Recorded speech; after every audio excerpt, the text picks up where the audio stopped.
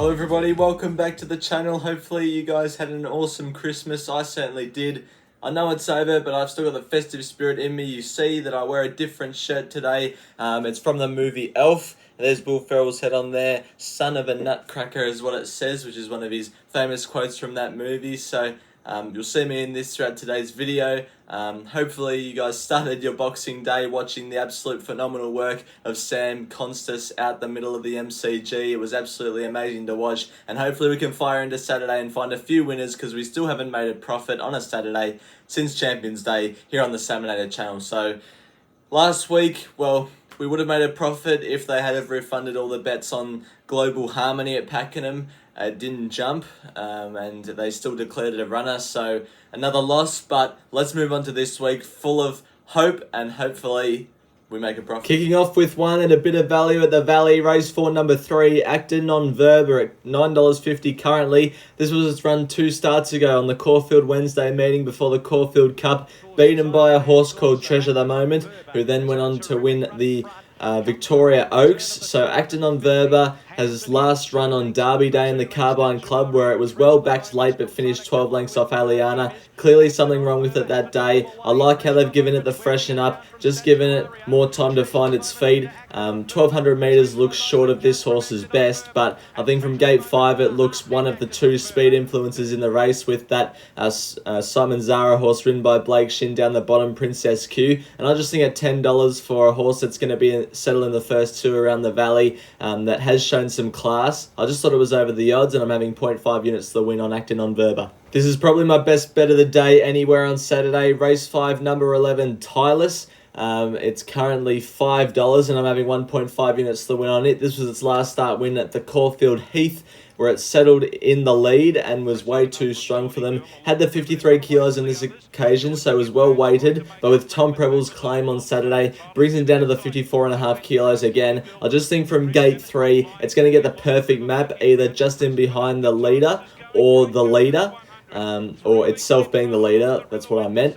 And I just think it's in good form. Out of its last 3 starts, it's won and run 2 seconds, so it's in fine form. It's been around the Valley before for a second place, and I just think it's going to get, as I said, the perfect run up on speed. I like the claim for Tom Preble, and hopefully can shoot away over the 1200 metres and win again. Finishing off at the Valley with race 10, number 6, Major Share. We're going to take a look at its last start win at the Valley over the 955 metres, where it settled 3 wide no cover and still managed to win. It was a brave effort. This race on Saturday is over the 1200 metres, which I don't see to be much of a query with this horse. Has only ever faced 1100 metres, but was really strong at the end of that race. So I just think we're getting a better price to find out about Major Share. It's drawn gate 14 on Saturday, which isn't ideal, but I thought because it's the last race, it might be a decent barrier, and there's still 3 emergencies to come out. That's all drawn inside of Major Share. So if that happens, it's going to jump from gate 11 of 14, which is all right. Can be midfield, 3 wide with cover, and blending into the straight and hopefully getting there when it counts.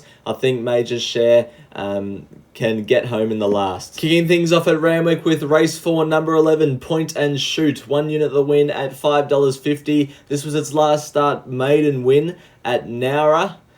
So it's a big step up from Nowra to Randwick, but this was a super maiden, so I think this has got decent class horses. They ran 102.21 over the 1100 metres on this occasion, and this horse stormed home from second last to win by 2 lengths, so it's run time, and I just like how it gets in on Saturday with the 52 kilos. It's the first thing that took my eye. Now from gate 5, I don't think it'll have to be as far back as what it was at Nowra. I think it can be maybe 2-3 pairs back, worst case scenario. 1 out off the inside, and I think it's good enough with the lightweight to storm down the Randwick straight and get over the top of them. Point and Shoot for me in race 4. Moving to race 6, where I like horse number 8, Amazing Eagle. We're going to take a look at its last start trial at Rose Hill. It led on this occasion and got beaten 2.5 lengths by Bold Bastille, who you may have heard of. Now this trial was only on Monday. It was only on the 23rd of December, is 5 days from trial to race, which screams to me as real X Factor. They lit this horse up in this trial to lead, so I think they're going to show real intent here on Saturday to press forward and lead with Tyler Schiller in the saddle. And just judging off this trial, it just screams to me intent to want to win on this Saturday. If Bold Bastille was in this race, it starts probably $1.50. This horse from gate 8 hopefully should do what it did in the trial, fly across, lead. It's got the class to win with Amazing Eagle in race number 6. Finishing things off with Randwick, race 7, number 3, Midnight Opal. This was its last start win at Rose Hill in a 5-horse field over the 1,300 metres.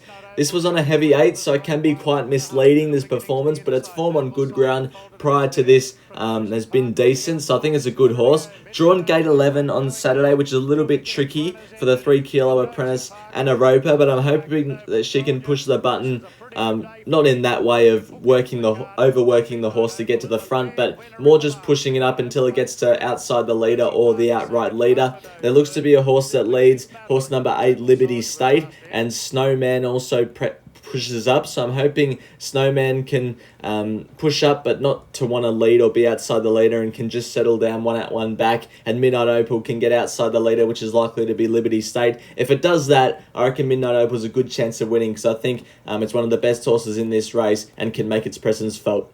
Well, thanks everyone for watching this preview. Hopefully we can get a profit this week. I'm confident with my selections, and I think if everything goes right in run with these horses, we'll be making a profit, so hopefully that happens. Thanks everyone again for watching, and until next video, bye for now.